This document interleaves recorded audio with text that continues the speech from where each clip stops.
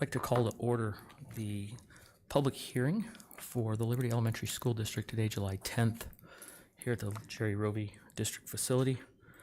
We'll start with our open hearing on the budget, and then we'll move to we'll close that and then move on to our regular agenda and regular meeting. So with that, our first item, let me go back to all board members are present. We have board member Parks, Aguirre, Bixler, Kenyon, and myself, Michael Todd, present. Next up will be the Pledge of Allegiance, which is item 1.2, and board member Aguirre, can you please lead us?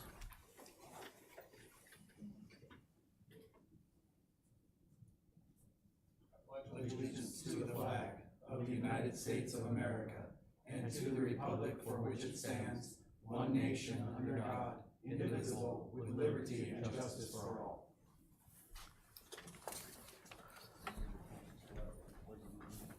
All right, our next item on the agenda is 1.3, a hearing to discuss fiscal year 2023-24 adopted annual school district expenditure budget. We'll have a presentation by Beth Strickler, who's our Executive Director of Business Services. Not so much a presentation as just an overview of the proposed budget that was presented to you 2 weeks ago. Good evening, Mr. President, members of the board, Dr. Monroe, and community. On June 26th, the fiscal year 2023-2024 proposed budget was presented and approved. Tonight, I would like to provide a few clarifications for the adopted budget. You will not see any changes in any amounts on any of the pages. This is not allowed from the time the budget is proposed to adopted. The changes you will see, though, are on the cover page and the district contact page. On the cover page, the version changed from proposed to adopted. The date for upload was changed from June 28th to July 14th. And on the contact page, Ms. Minnie Camarada, I hope I said that right, was added as executive assistant to superintendent. The only changes.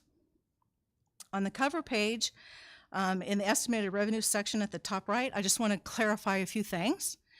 There are 4 categories, and I'll do my best to define what those represent. So on the upper right, there's a category for 1,000 in revenue for local sources.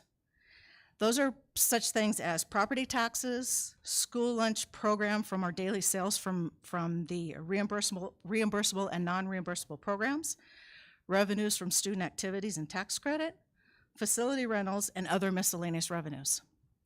In the intermediate category, 2,000 is revenue from county sources, and that would be where our county equalization assistance is recorded. 3,000, which is stated as revenue from state sources, and that's exactly what it is, state equals assistance and a few grants we receive.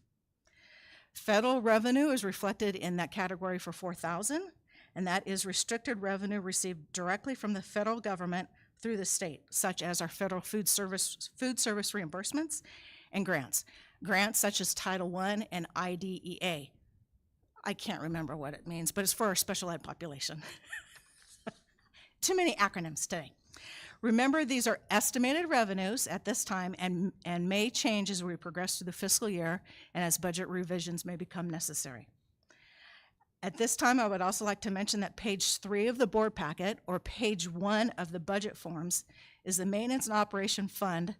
Is the budget for local and state taxes. Page 8 of the board packet, which is page 6 of the budget forms, is where the federal and state project budgets are represented, which would be for our title grants, IDEA, a few state grants that we have.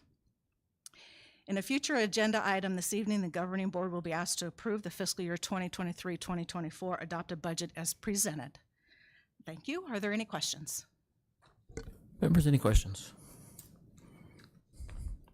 Yeah, Governor Todd, can you tell me how much impact does our school district have on collection rate? Is there anything we could be doing that would improve the collection rate as far as school district monies?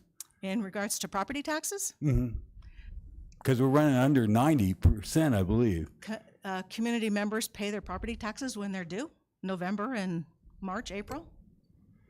We really don't have much impact on that, do we? We don't have any control over it.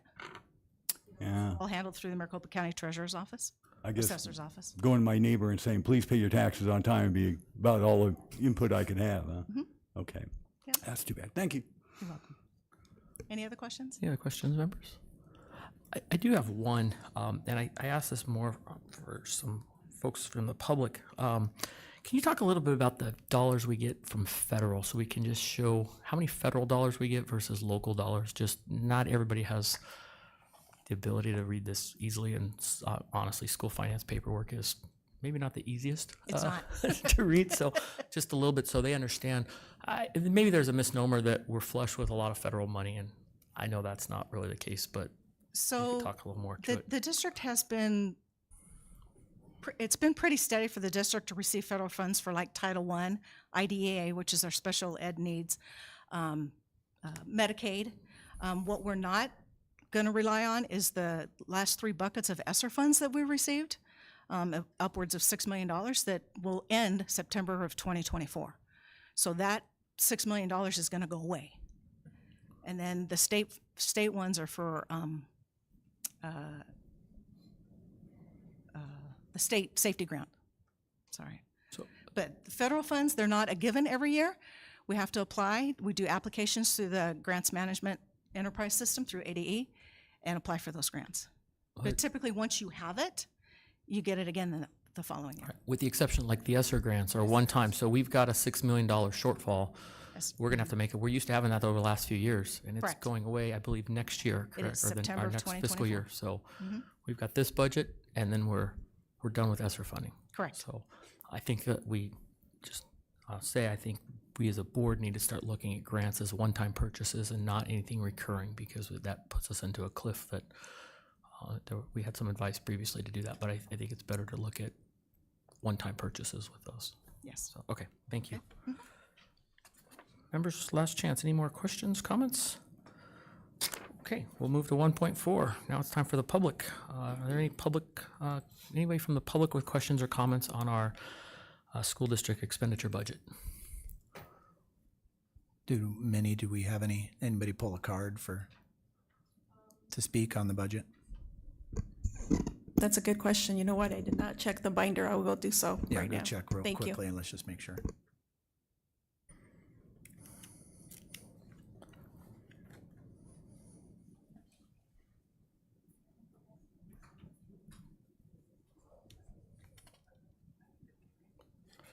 Okay, Minnie is telling me there are no public comment requests. So with that, we'll move to item 2.1, adjournment of our public meeting. Mr. President, I make a motion to adjourn the public meeting. Second. We have a motion and a second to approve our public meeting on the budget. When I call your name, please specify your vote. Board Member Parks? Aye. Board Member Aguirre? Yes. Board Member Bixler? Aye. Board Member Kenyon? Aye. I'm also an aye. We'll show that approves 5-0. That meeting is adjourned. We will now move to our general meeting. So call the meeting to order for our general school board meeting. Again, all 5 board members are present, including Board Member Parks, Aguirre, Bixler, Kenyon, and myself, Michael Todd.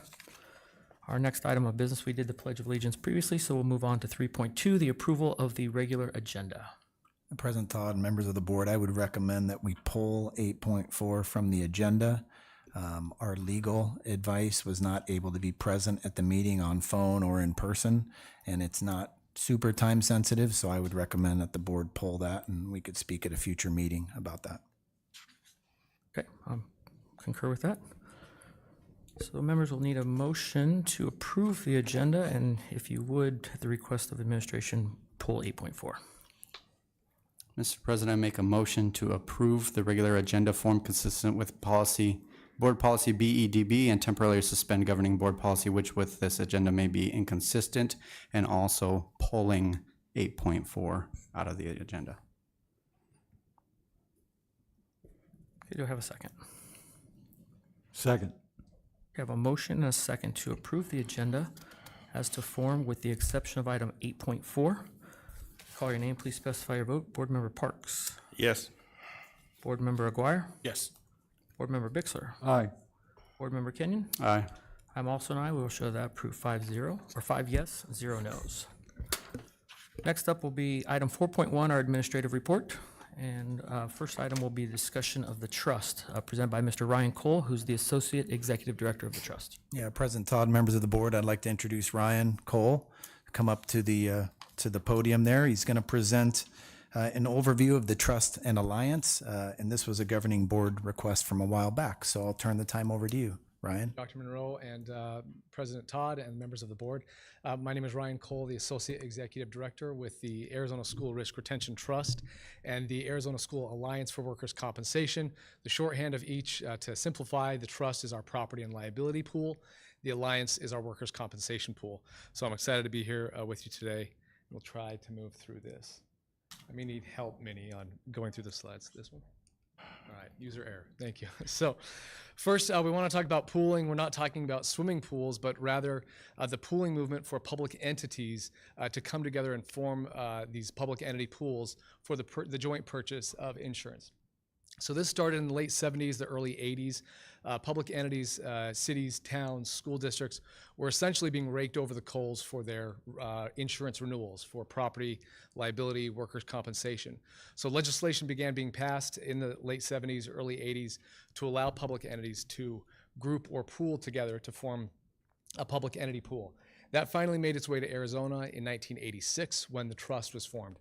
The trust was formed specifically for school districts and community colleges, public school districts and colleges in the state. We start off with 5 members in southeast Arizona, and now it has grown to about 250 school districts, community colleges, CTEDs throughout the state.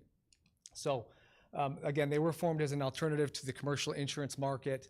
Again, the main focus is to provide high limits at stable rates for members. So they're not seeing large swings in their insurance premiums or contributions. We're also able to specify our loss control or safety programs.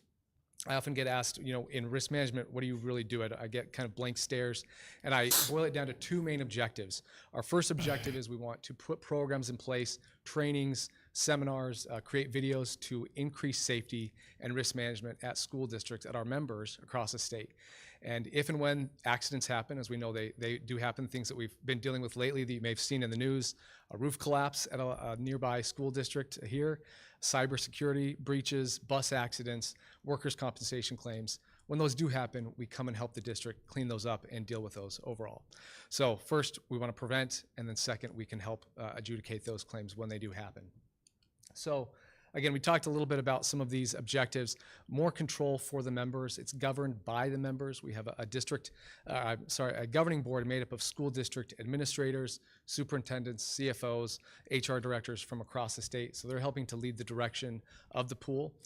And the retention, the surplus, any funds that we have at the end of the year, that goes back into the pool to invest in those initiatives to help our members be more safe and to help them focus on what they need to be doing, educating kids, having a safe environment. So we handle all the cleanup of those claims on the back end. This next table just outlines a little bit about Liberty's participation in both the trust and the alliance. So again, that middle column there reflects the property and liability provider. The pool was formed in 1986. Liberty joined 2 years, so they're one of the founding members right after that pool had been formed. That is governed pursuant to Arizona Revised Statute 11-952-01, Section A. The workers' compensation pool is Section B. You can see I mentioned we have about 250 members, and then also have a summary of our key exposures from across the state. So again, that includes elementary school districts, unified high school districts, community colleges, accommodation districts, and some of the CTEDs across the state. The Alliance, the Workers' Compensation Pool, was formed 10 years later in 1996. Liberty joined in August of 2006, 237 members within that pool, and you can see the key exposures there. It represents about 105,000 employees, $5 billion in payroll. To provide a summary, in short, the right-hand side is a little easier to start with. The Alliance is our workers' compensation pool, so that's what that pool provides. And then you can see the premiums down at the bottom that Liberty paid to participate in the Alliance. They're $153,000 for the year that we're currently in. The trust has a lot more coverages, so we're dealing not only with the general liability, auto liability, property. Those are the main 3 where we see claims. But then there are a number of other coverages available there: cyber liability, equipment breakdown, auto physical damage, prepaid legal services that we'll talk about in a little bit, as well as many others. And the total premium or contribution that Liberty paid for that is just over $519,000. We talked about the board of directors, again, made up of school district administrators from across the state. On the trust, we have 9 board of directors. The alliance, we have 6. And those meetings are available to the public. For the administration, there are no employees of the trust or the alliance. Rather, we are all employed by Risk Program Administrators, which is a national firm as part of Arthur J. Gallagher. But we provide all the services that are listed on the bullet. So administration, board relations, claims adjudication. We do the loss control safety initiatives, member relations, cyber, accounting, all of that. A large focus on our loss control efforts that we'll talk about a little bit more. We have not only our boots on the ground who are coming out to the facilities looking for issues with your facilities that might have safety issues, structural integrity issues, workers' compensation hazards, but we also have a robust transportation arm to help focus with those bus drivers, district employees who may be driving the white fleets, as well as our emergency management department, which is newer. We started that in 2017 to help districts be prepared for a litany of types of emergencies that could occur, bomb threats, active shooter, pandemics, cyber issues that may come up that may halt the district's operations a little bit. Specifically for Liberty, so that's a little bit of an overview of what the trust, what the alliance is, why they were formed. Now I want to talk about how the district has engaged with the trust and the alliance in the past. This is the dedicated team that is here in the state to help service your district. So you have your member service coordinators, claims adjusters, both for the property liability and workers' comp, as well as your dedicated loss control consultant. There are a number of other individuals behind the scenes that help out with the team as well, but just wanted to highlight those for Liberty. Next, I wanted to highlight a little bit of claims history for the district. So this shows 6 years from the 17-18 year to the 22-23 year, valued as of June 20th, so not quite through the end of the year. The blue bars represent the total incurred or claims cost that we've paid out on behalf of the district. The orange horizontal line reflects the claim count. So you can see, we'll just highlight some of the outliers here. The total incurred in the 17-18 year, the far left, was a little bit higher. You did have about $100,000 of property claims that year, about $870,000 in general liability claims that we dealt with. You can see in the middle, it ticks down a little bit because of COVID, and not a lot of operations were happening, obviously. So we didn't have buses on the road, we didn't have our facilities being used as much, and that's very common with the rest of the members that we've dealt with. 18-19 as well, we had about $182,000 of property losses there. And then the 21-22 year, a little bit of uptick there. That's just a reserve for a general liability claim that we were managing on behalf of the district. For the alliance, the workers' compensation, you've had very good loss history.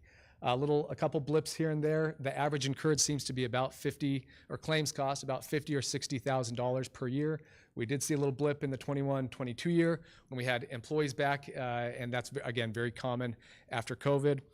So that isn't a 1 or 2 specific claims, but just a large number of claims that we had. A couple larger indemnity claims, but overall, nothing too concerning for us when we look at that. I did want to spend a few minutes talking about prepaid legal. This is a program that we formed in 2005. The district joined in 2006. The main purpose of this is to have early engagement with an attorney. The district utilizes 3 different law firms within prepaid legal: Gus Rosenfeld, Udall Shumway, and Contalme Brown. So the hope is that we're able to have early engagement with an attorney when questions come up, contract review, business contracts, IGAs, employee contracts, whatever it may be, so the district stays out of trouble down the road. So how it works is the district pays a flat contribution to the trust. They're then able to select the attorneys that they want, and throughout the year, Dr. Monroe, the administration, the board may reach out to those attorneys on an individual basis to ask whatever questions or review they may need. The attorney then helps the district, provides them with whatever consulting they need, and the attorney then bills the trust, and we pay the attorney any of those fees throughout the year. At the end of the year, as we're preparing for the subsequent year, we then say to the district, all right, here's an average of your last 3 years' usage, what we've paid to the attorneys, and we do an average of that to figure in your next year's prepaid legal contribution.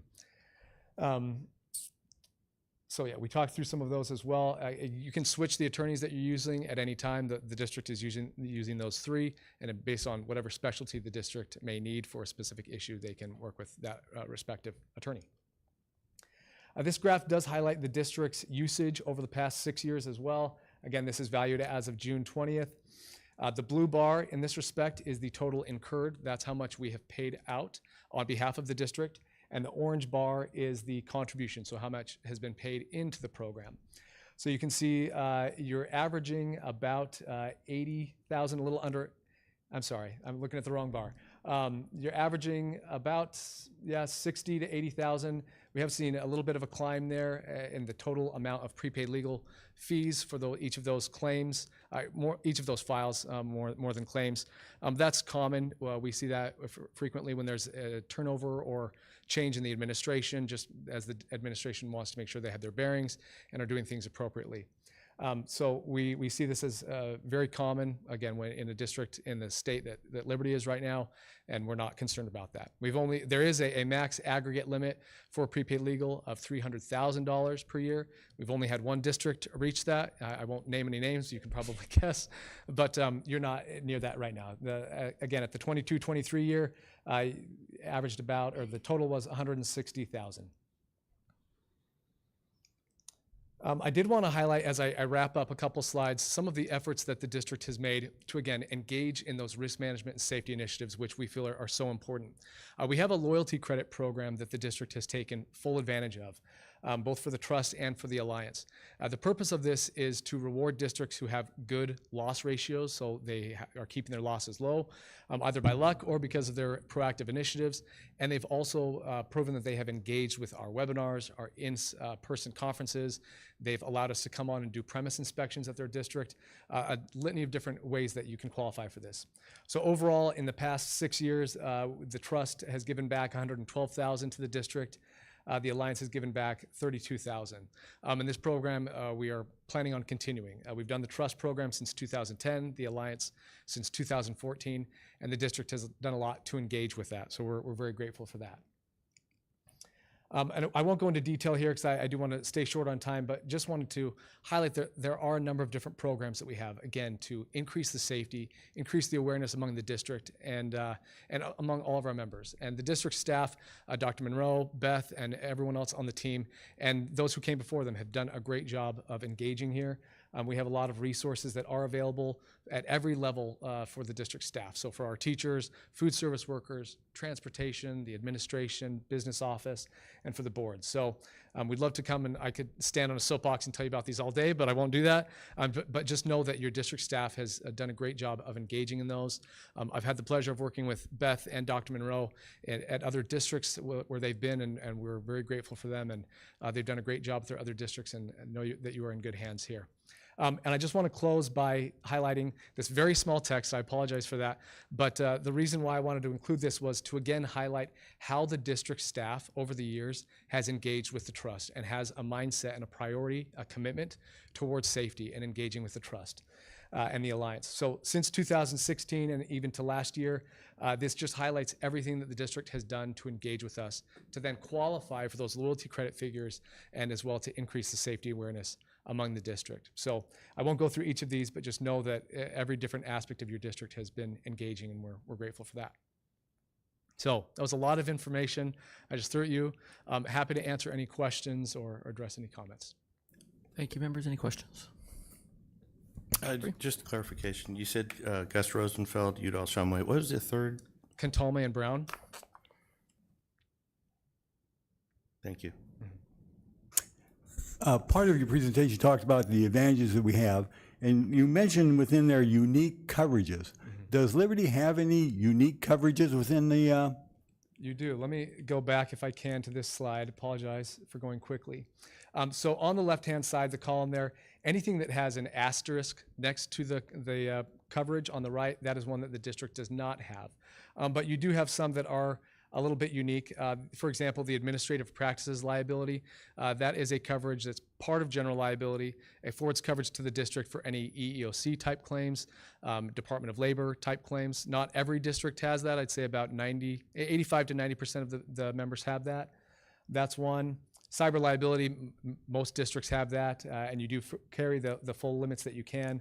Pandemic liability coverage is a newer or unique coverage that we started offering in 2020, but the rest the district does not currently include, and some other districts do. But yeah.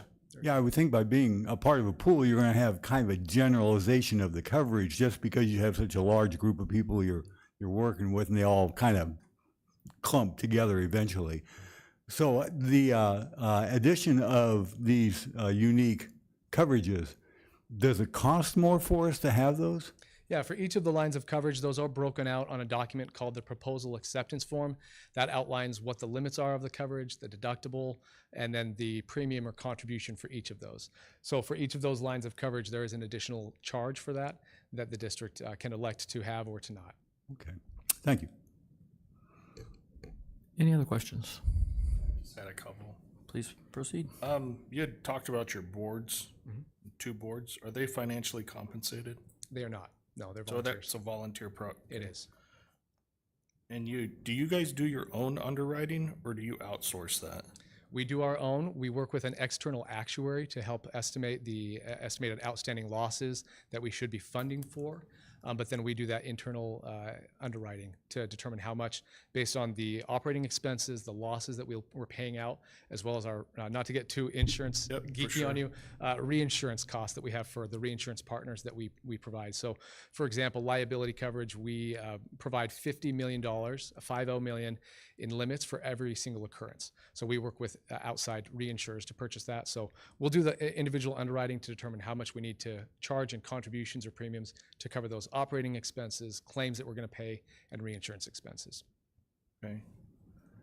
And you had talked about the year. When does that end? Is that a fiscal year? Fiscal, yep. That's a fiscal, so it just ended, or is did it just just starting? Yeah, well, it's just the 22, 23 year. We follow the school district year. So 22, 23 just ended, and we're just now in the 23, 24 year. 23, 24. Okay, so we're starting over. So that number that you had showed of prepaid legal of 160, that's, you could say that's at zero Correct. at this Yeah. point, right? Yep. Yeah. Okay. Correct. The only other questions that I had was when it comes to district policy, if the districts aren't following their own policy, does the trust cover litigation or coverage if it's found that the districts aren't following their own policies? Yeah, one of the benefits of the pooling movement across the country, and we work with other pools just like the Trust and the Alliance throughout the country, is that we're able to lean into coverage. And of course, with every claim, we're going to look at the facts of what happened, witness statements. We're going to look at the policy to see what that standard of care was. And then our legal counsel, the pool counsel, along with our claims adjusting staff, will make a determination. But we're leaning into coverage nearly every single time. We have a newly released standard model policy program that provides template model policies to our districts that's available that we just launched last year. But yes, in every case, we're covering districts unless it is not compensable pursuant to our coverage agreements that are drafted, reviewed by the board of directors, and provided to the members. Okay, is there any of our policies that you guys have found that you don't cover?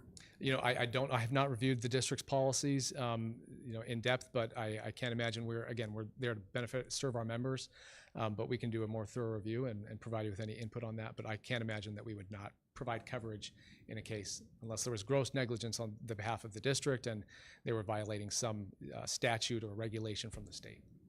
Statute, okay, meaning law. Correct. Or Yeah. so in other words, if they negotiated a contract that wasn't lawful.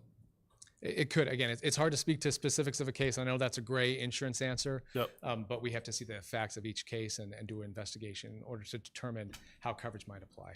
Okay, because it's the way that I understood it and the way that it was presented to me years ago was that boards are covered as far as the district, if you will, are covered insurance-wise unless there is gross negligence. Then at that point, and that's usually found out at the end, just like you talked about. Sure. Then at that point is where the individual board members can actually incur fines at that point out of pocket, correct?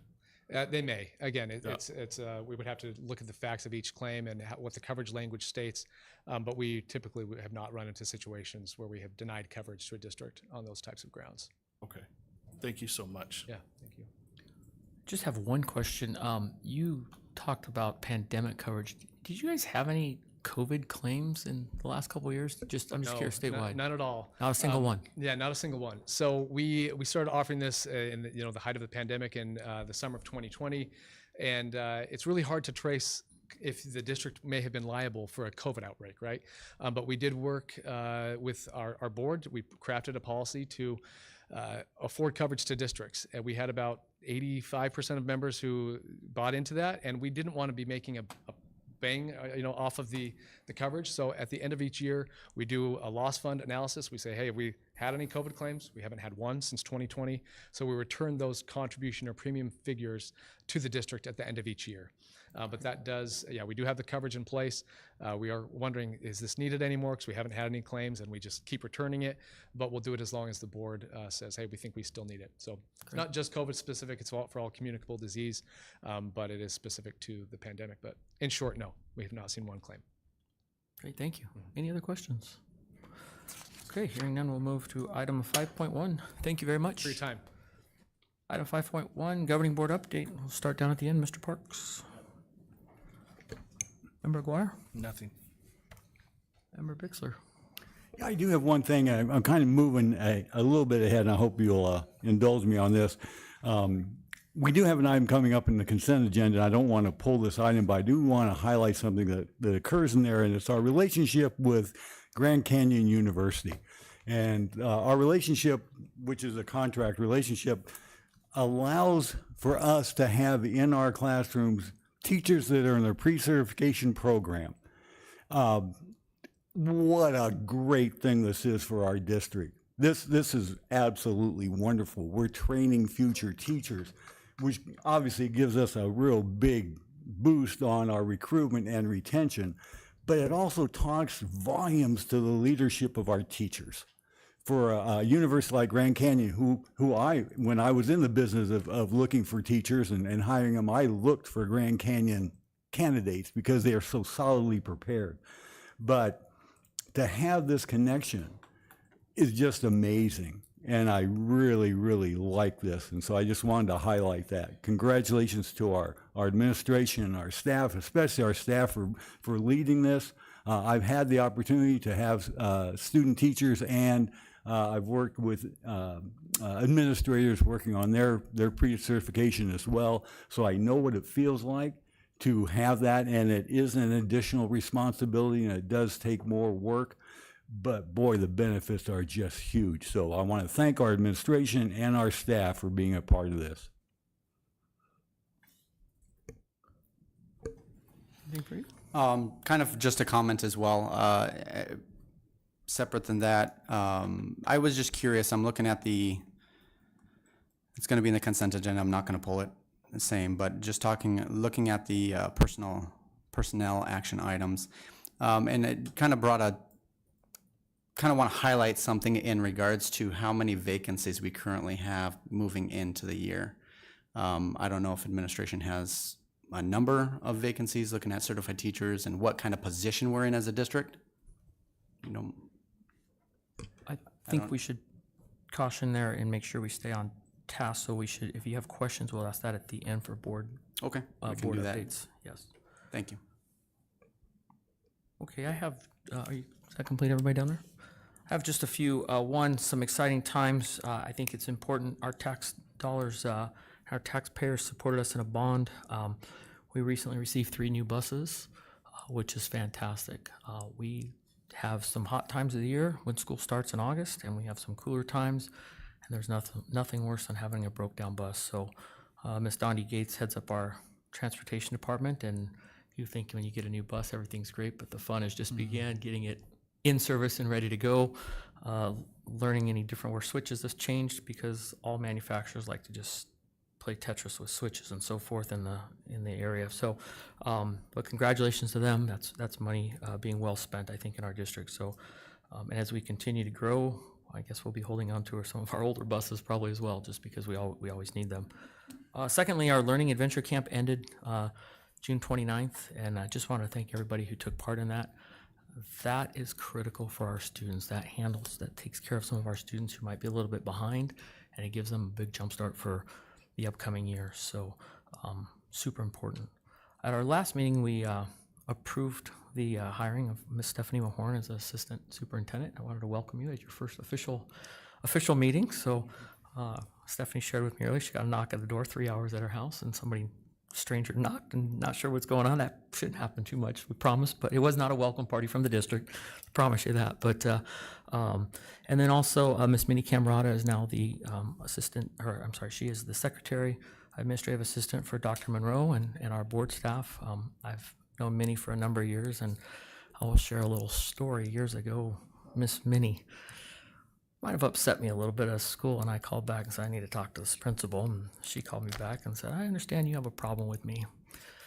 So I shared what my concern was, and she said, that will never happen again. It's never happened again. But what she did do was greet me the next time I came to the campus over when she was at Westar. I'm dating you, Mary. That was a long time ago. And she said, Mr. Todd, we're having a carnival, and I want you to help barbecue with me. Okay, I can do that. She didn't tell me she had a 35-pound spatula, and my arm hurt for the next 3 days. So if she invites you to help barbecue with her, bring your own spatula, because hers is, woke up, wow, what's going on? So happy to have Miss Camerata here, and she's done great work at 2 campuses previously, and will, I'm sure, do great work here as well. Years ago, she said, I want to work in the district office someday. So it's really exciting to see somebody have a goal and be able to promote through this district and do it. So, Dr. Monroe, you may have met your match with her, the man in charge, the woman that knows what's going on. But she's great. And I know, back to Miss Mahorn, people may not realize, but she went through some interviews with the board as a finalist for the superintendent position. I think it's awesome that we have number one. I don't even want to say number 1 and number 2. That doesn't sound right. But we have our 2 top finalists when we did the interim superintendent search, and now here on staff. And when this was coming through, the search firm kind of reached back out to me, said, how are things going? I told them all this, and they said, wow, that's just amazing. And to have 2 people come together, new insights, I know this next year is going to be great for us. So with that, welcome to both of you, and we look forward to having you at all of our meetings. So it'll be great times. So next up will be item 6.1, our public comment. I don't believe we got in this one. Nothing. Okay. We have no request for public comment. So next will be approval of the consent agenda. And that's item 7.1. Mr. President, I move that we approve the consent agenda as written. A second. Okay, I have a motion and a second to approve our consent agenda. When I call your name, please specify your vote. Board Member Parks? Aye. Board Member Aguirre? Yes. Board Member Bixler? Aye. Board Member Kenyon? Aye. I'm also an aye. We will show that approved. 5 yes, 0 no.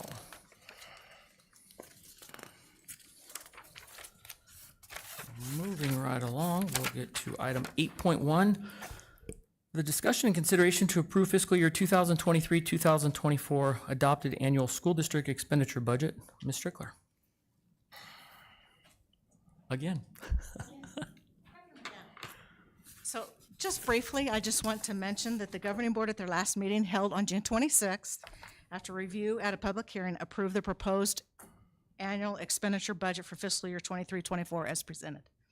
Since that action, public notice requirements have been formally met to afford the public the opportunity to review that budget. Tonight, the district met the final requirement by holding a public hearing, which also allowed for comments from the public. It is important again to note that all the forms and dollar amounts used in the preparation of the proposed annual expenditure budget remain the same. The only reference of change is that the documentation now reflects this information as the officially adopted version of the budget for the current fiscal year, with the adopted date of July 10th and the upload date as July 14th, along with the addition of Ms. Minnie Camerata to the contact page. Administration recommends the approval of the adopted fiscal year 23-24 expenditure budget as presented.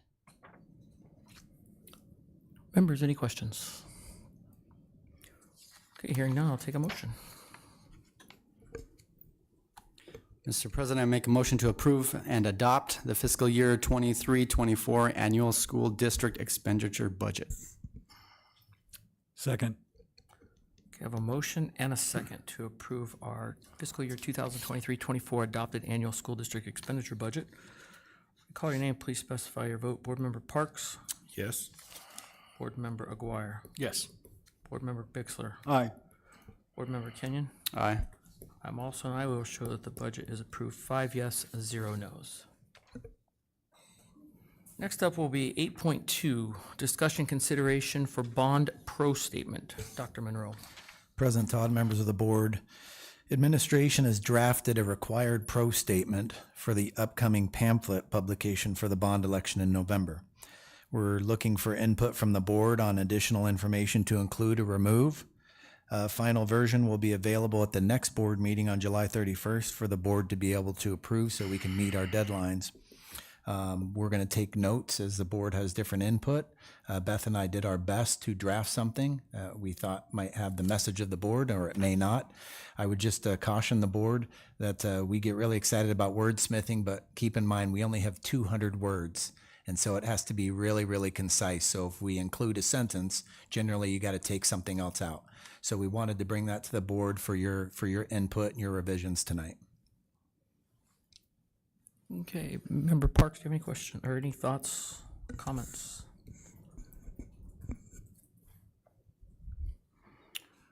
Well, the only thing I would bring up is, I think I was just reading through this, is really hitting hard on the investment in the future of the district. It's a required investment, because if we don't make it, we're going to be behind. So I'm not sure how to word that, but I think it's critical that we put it as a future investment for the district in the West Valley. Thank you.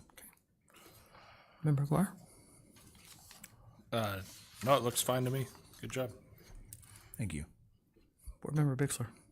Well, just a couple things. We use the word proud a couple of places there within the first two sentences, and I was wondering if there's some way to change incredibly proud to some other word. I know I'm being nitpicky, but you got proud there at the beginning, and then Yes. incredibly proud. So No, are we that- incredibly proud of our vibrant community? Anyway, Yes, so no, something that's- like there. That is really good input. This is the type of document you stare at it enough and it just blends in. So I appreciate you pointing that out. And one other thing, in the past, we have talked about the property values going up with the investment in the school districts. And I don't know if there's room for that in here.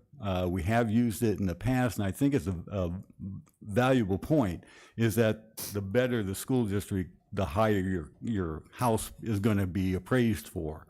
And so a long-term investment in the district results in a short-term benefit to you.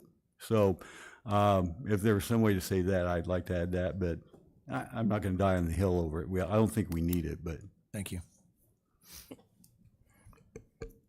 Looks like you guys are getting pretty close. I counted 195 words, so.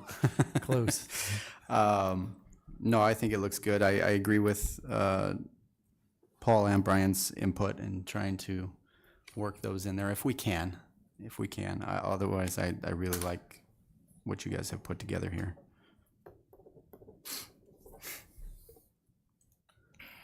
I would concur with everything said previously and with this document.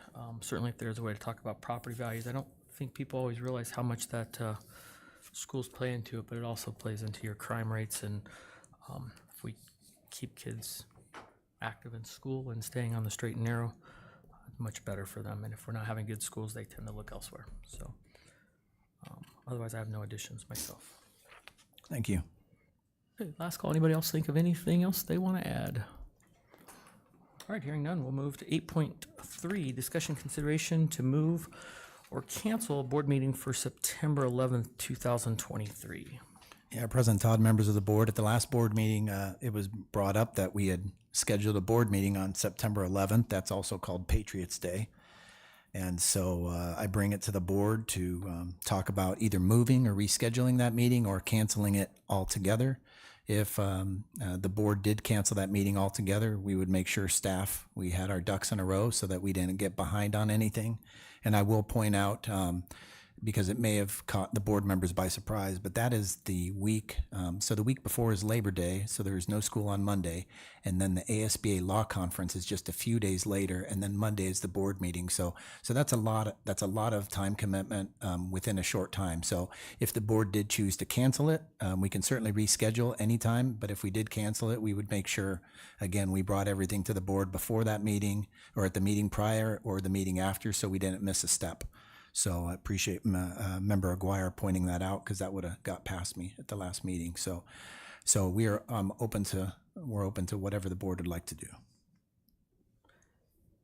I'll just ask a question. If we were to just cancel that meeting and something urgent came about, we could reschedule a meeting if necessary. We're not going to hold up any district business if we cancel this and something big comes up, we'll just schedule accordingly like an emergency meeting. Correct. And we could always do like a virtual meeting as long as we just follow the open meeting law, but we would do our best to plan that wouldn't happen, obviously. But yes, we could.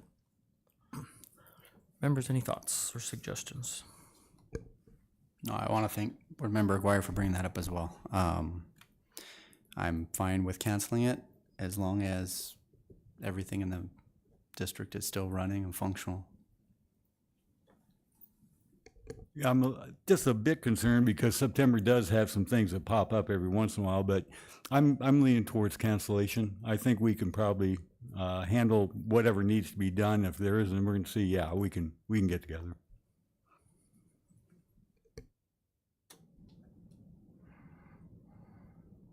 Any other comments?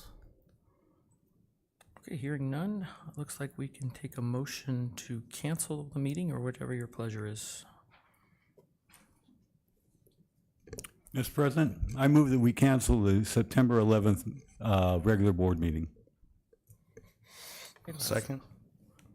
Second was from Mr. Parks? Oh, Guire, sorry. Hard to tell down there sometimes. All right, I have a motion and a second.